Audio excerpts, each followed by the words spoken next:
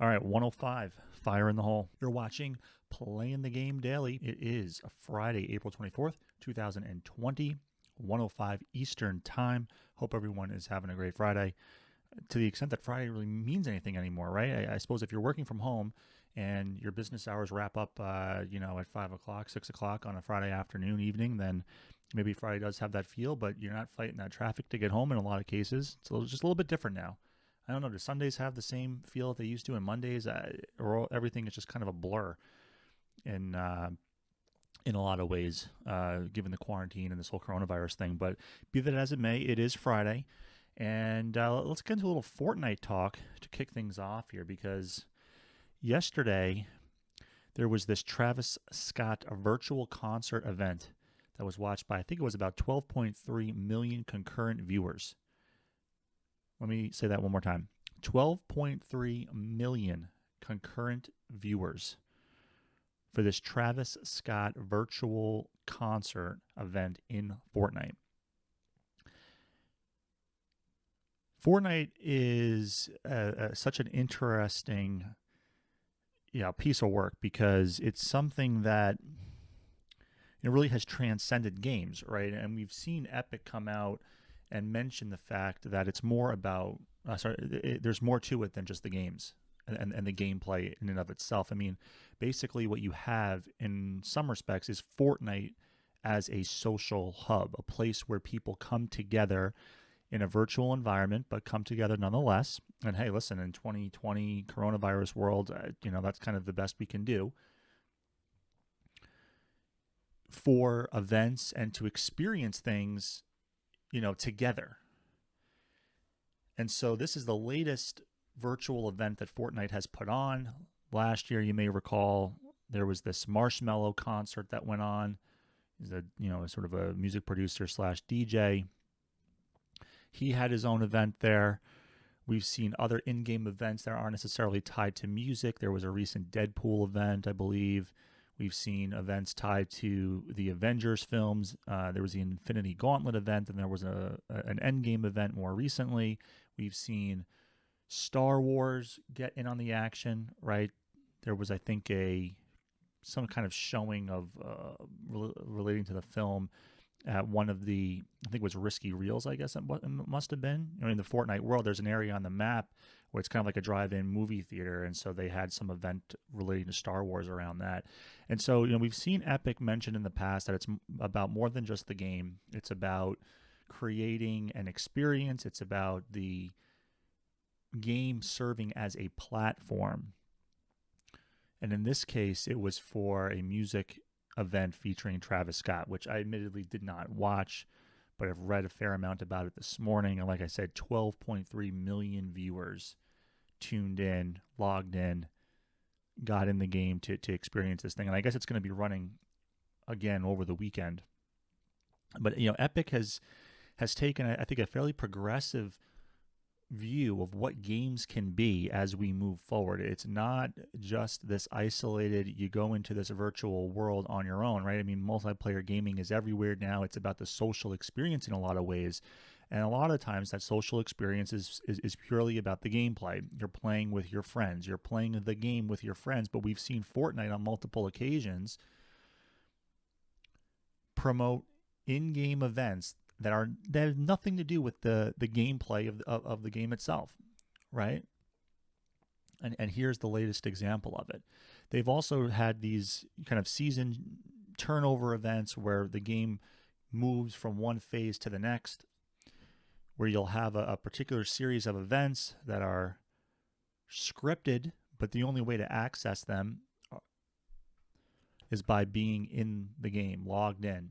And you experience it through your character, through your avatar. And, it's very, very interesting. I think it's a progressive take on games. In 2020, game developers, they're all trying to figure out, like, okay, how do we separate ourselves? How do we draw people to our game? How do we, make it so people want to align with what we're doing over here, as opposed to all these other options that they have in terms of entertainment. And I think they've entered into some fairly interesting partnerships for these types of events. Travis Scott most recently, Marshmello last year, partnering up with different movie franchises. Again, all these things, sometimes like the Avengers Infinity Gauntlet event, that was some of these other ones have been tied to actual gameplay, right? Maybe a special mode where you've got the Infinity Gauntlet and you've got a target on your back, but you're super powerful. Okay, we've seen character skins and other cosmetics sold around these different franchises outside of Fortnite. But it's a very interesting combination. Fortnite is much, much, much more than simply a video game, simply a battle royale. And even as maybe its gameplay popularity is slipping a little bit, and we've seen a lot of complaints over the last few weeks about the game not evolving and it being stale and players looking for alternative experiences when it comes to gaming. And now you've got Valorant in the mix, and that's a big deal. And maybe logging in to play Fortnite is not something that people are as interested in as they were previously, but now Fortnite continues to serve as an entertainment platform in and of itself. And it's not about getting a victory royale. It's about experiencing something that you cannot experience anywhere else. And I think the Travis Scott event last night is another prime example of that, where you had over 12 million people log in to see this concert event. And as much as Travis Scott might not appeal to me, I'm an old school hip hop guy, admittedly, I think it's a pretty cool collaboration. And again, just an interesting combination of music and games and the way that content gets delivered to people. So, we've seen this over the last few weeks, people performing from home and streaming, and these different concerts that folks have put on.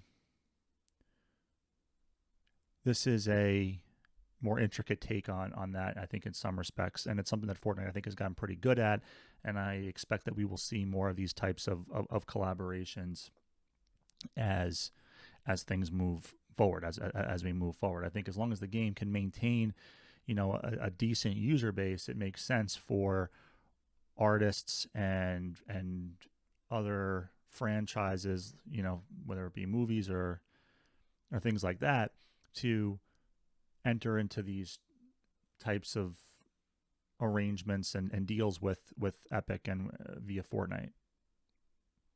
Because I think that what they recognize is that Fortnite has such a broad audience and such a large audience, and broad in terms of user base, but also a large audience, that it's a pretty smart and creative way to get your product, whatever you're selling, whether it's music or whether it's a movie, directly into the homes, of the users.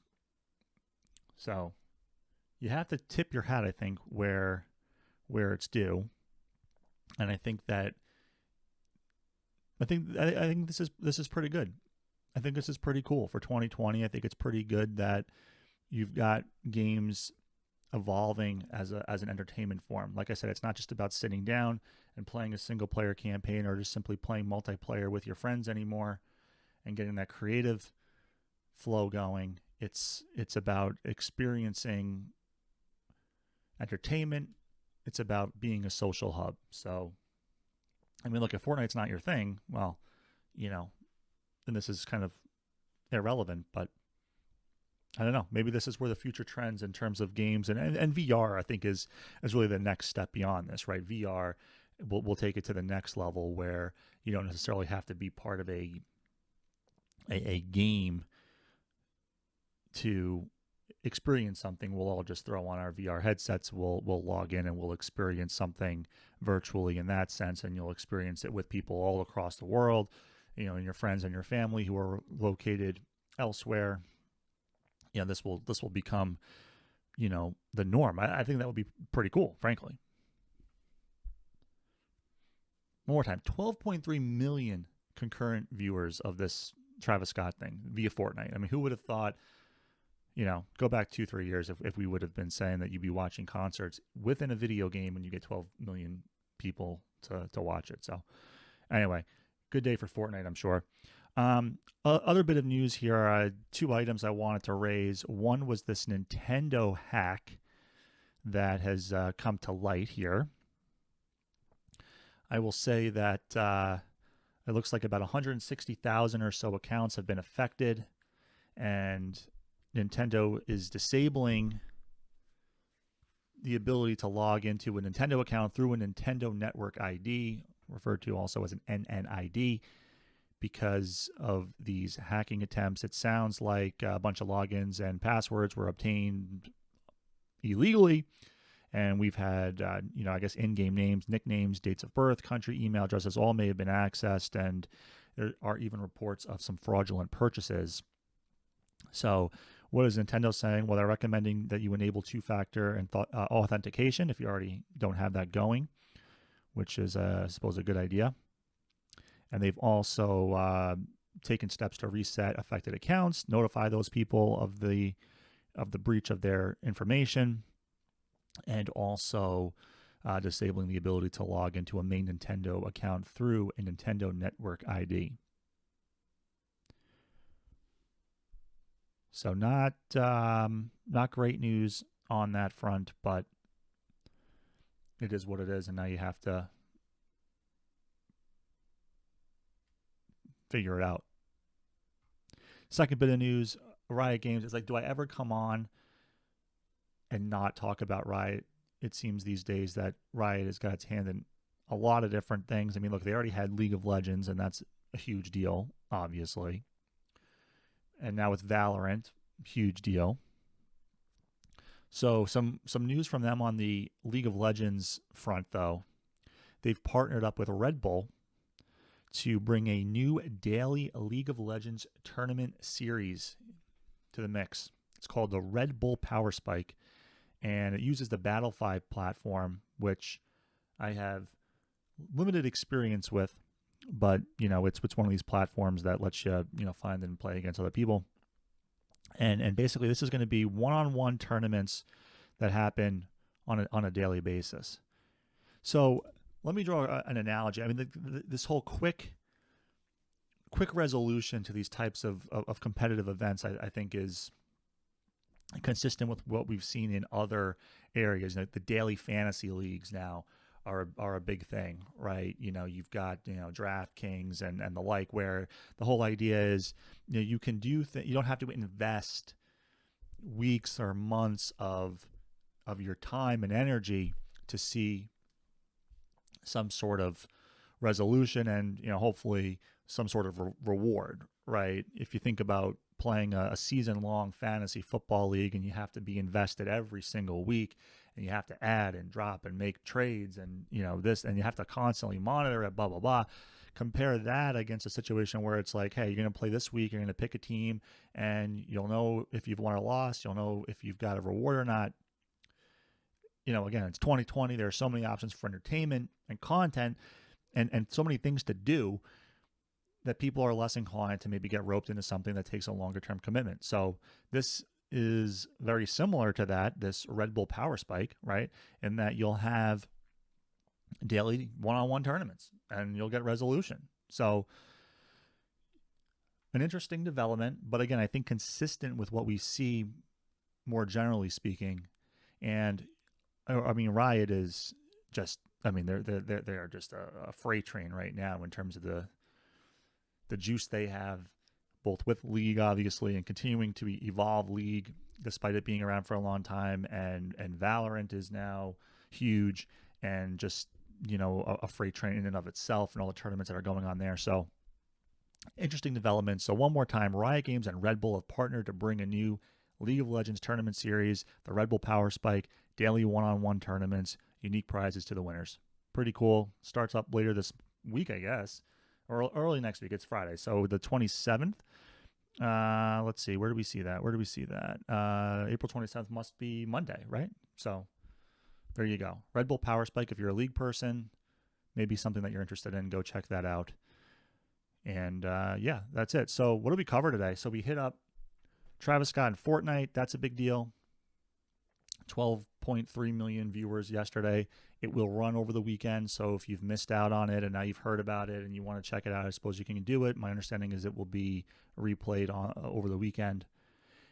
We talked about Nintendo's breach, the hacking, 160,000 or so Nintendo accounts were compromised. If you're a Nintendo person, you may want to keep an eye on your email because apparently they'll be notifying folks. If you have not already done so, you should enable two-factor authentication. And then lastly, this latest daily League of Legends tournaments, the partnership between Riot and Red Bull. And, you got to hand it to Riot because they're doing their thing. All right, that's going to do it for me. As always, thank you for tuning in. Visit youthegamers.com, also on Twitter, Instagram, Facebook, and TikTok. Remember, if you've missed a live episode, you can check it out on YouTube. YouTube videos usually go up within 24 hours after the live stream. Joey Pucks is also on Twitter and on Instagram, and obviously YouTube, as just mentioned. So everyone, listen, have a great weekend. Hopefully the weather gets nice and we can maybe even go outside and roam backyards. That would be cool as we get into spring here, full on. And I will see you all on Monday at 1:05 Eastern. Have a good one. I'm out.